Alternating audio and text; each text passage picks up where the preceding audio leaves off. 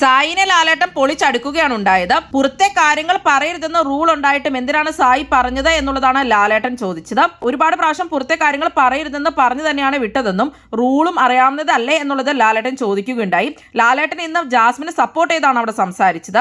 ഗെയിമിന്റെ ഭാഗമായിട്ട് മനഃപൂർവ്വം ഒരാൾ ഡൗൺ ആക്കാൻ വേണ്ടിയാണോ പുറത്തെ കാര്യങ്ങൾ 2-3 പ്രാവശ്യം അയാളുടെ ഫാമിലിയെ പറ്റി ഒക്കെയുള്ള കാര്യങ്ങൾ പറഞ്ഞത് എന്നാണ് ലാലേട്ടൻ ചോദിച്ചത്.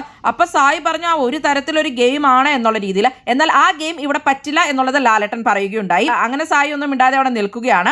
ജാസ്മിനോടായിട്ട് ലാലേട്ടൻ പറഞ്ഞു, ഓരോരുത്തരും ഇങ്ങനെ ഓരോ കാര്യങ്ങൾ പറയുമ്പോൾ അതൊക്കെ വിശ്വസിക്കുകയാണോ വേണ്ടത്, ഇങ്ങനെ വീക്ക് ആവുകയാണോ വേണ്ടത് എന്നൊക്കെ ലാലേട്ടൻ ചോദിക്കുകയുണ്ടായി ജാസ്മിനോട്. സായി പറഞ്ഞതുകൊണ്ടാണ് ഞാനത് വിശ്വസിച്ചെന്നുള്ളത് ജാസ്മിൻ ലാലേട്ടനോട് പറയുകയുണ്ടായി. അപ്പൊ ലാലേട്ടൻ ചോദിക്കുകയാണ്, ഇപ്പൊ അയാൾ പറഞ്ഞില്ല അത് ഗെയിം ആണെന്ന്, ഇപ്പോഴാണ് അറിഞ്ഞത് അത് ഗെയിം ആണെന്നുള്ളത് ജാസ്മിൻ പറഞ്ഞു. ലാലേട്ടൻ അത്രയും പറഞ്ഞു കഴിഞ്ഞപ്പോൾ ജാസ്മിന് ഭയങ്കര സമാധാനമായ പോലെയുണ്ട്. ജാസ്മിൻ ഒന്ന് ചിരിക്കുകയൊക്കെ ചെയ്തു. ജാസ്മിൻ നല്ലൊരു പ്ലെയർ ആണെന്നും ഇന്റലിജൻസ് യൂസ് ചെയ്ത് കളിക്കുക എന്നൊക്കെയുള്ള രീതിയിൽ ലാലേട്ടൻ അവിടെ പറയുകയുണ്ടായി. അയാൾ പറഞ്ഞു തന്നെയാണോ സത്യം എന്നൊക്കെ ചിന്തിക്കണം എന്നൊക്കെയുള്ള രീതിയിൽ.